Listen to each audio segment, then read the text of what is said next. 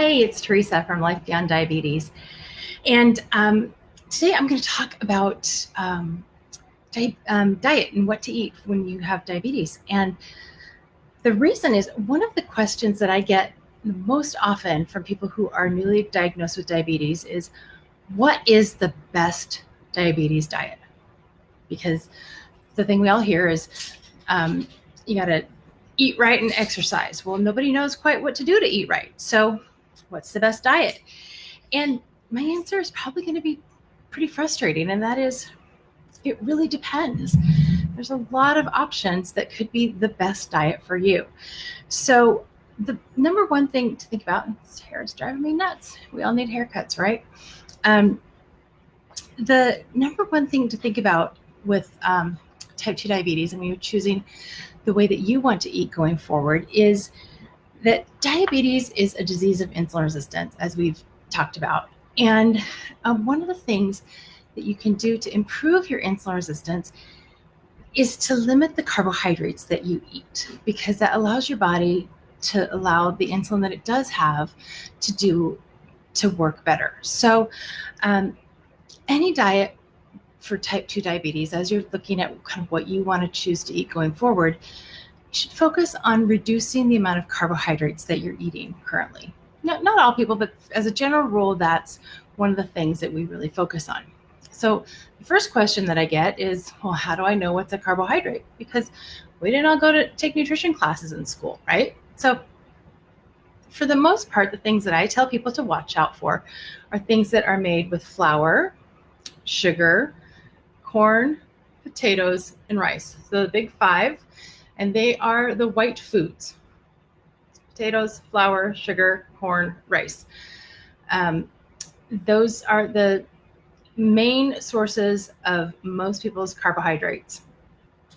And if you can really just cut those back or really strictly limit those, you're going to get a lot further in cutting your carbohydrates out. So that's the first thing you think about when you're thinking about how you're going to eat with type 2 diabetes. The second thing that you want to think about is it sustainable for you? So whatever way you choose to eat, is it a way that's going to work for you ongoing? Now, the way that I eat, that I've briefly touched on before, is I eat with a ketogenic diet. And that is very, very low carbohydrate, high fat, moderate protein. Now, a lot of medical providers don't recommend it. And the reason that they don't recommend it doesn't have anything to do with its effectiveness. It has to do with the fact that they don't think it's sustainable. And it's actually in the recommendations that are out there that say keto diet works, but it's not recommended because it's not sustainable. Well, I think that's a ridiculous reason to not recommend something, because you, as the person with diabetes, get to decide what's sustainable for you. I know that for me, a ketogenic diet is sustainable. I know that it may not be sustainable for you, but that doesn't mean I'm not going to suggest it. Some other way of eating might be more sustainable, and we could work with that as well. So whatever way is the most sustainable for you, you're going to want to do that. Now, when you're looking at something about how to determine whether or not it's sustainable for you, there's a few things to look at. The first thing is, of course, to think about, do you like the food?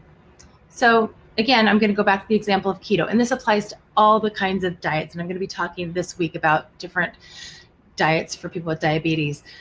But I'm just going to use ketogenic diet today as the example because it's the one that's the top of my mind right now. So is it sustainable? If you're a vegetarian or vegan, ketogenic diet, probably not very sustainable, because it's very, very low in carbohydrates, very high in fat. Most vegetarians have a hard time getting their carbohydrates so very low. Now, that doesn't mean that if somebody wants to do a ketogenic diet and they're vegetarian or vegan, they can't do it. I've actually worked with some clients who do, and they figured it out. But it's a question of whether or not it becomes sustainable. I happen to really like the food that's on a keto diet, so it works for me. Second question is, can you obtain the food? Is the food that you choose, the style of diet you choose, is that food readily available to you? Can you afford to buy the food that's readily available to you? Now, there's some if you're shopping at the food bank, that is a legitimate concern for what food, you don't necessarily have as many choices. You have to choose what is given to you. If you're on a tight budget, you have to shop the sales. That can be really limiting in what's available to you. So can you afford it? And the last thing to think about is whether or not the other people that will be eating with you are willing to eat in that manner as well.